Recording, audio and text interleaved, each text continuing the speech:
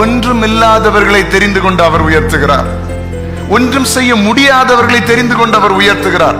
பலவீனர்களை அவர் தெரிந்து கொண்டு பலவான்களை வெட்கப்படுத்துகிறார். பைத்தியமானவைகளை தெரிந்து கொண்டு கர்த்தர் ஞானவான்களை வெட்கப்படுத்துகிறார். அப்ப இன்றைக்கு நான் ஒருவேளை நினைச்சிட்டு இருக்கலாம், ஐயோ என்னால ஒண்ணும் முடியாது, என்னால ஒண்ணும் செய்ய முடியாது, என்ன கொண்டு யாருக்கு என்ன பிரயோஜனம்? அப்படிப்பட்ட என்னை கொண்டுதான் அவருடைய நாம மகிமைக்காக கர்த்தர் பயன்படுத்துகிறார்.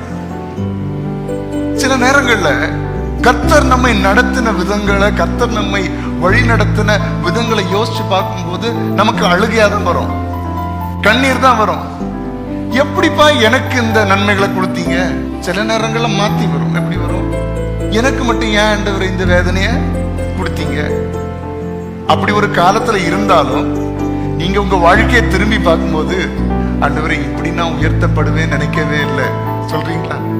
அப்ப ஆண்டவர் என்னை இப்படி ஆசீர்வதிப்பார் நினைக்கல, இப்படி என் வாழ்க்கையை மாற்றுவார் நினைக்கல, இப்படி என்ன உயர்வுக்குள்ள நடத்துவார் நினைக்கல அப்படின்னு நம்ம சொல்றோம்னா ஒரே ஒரு காரணம், அவர் என்ன நேசிச்சதுனால, அவர் என் மேல் அன்பு செலுத்தினதுனால அவர் என்னை இந்த அளவுக்கு உயர்த்தி வச்சிருக்கிறார்.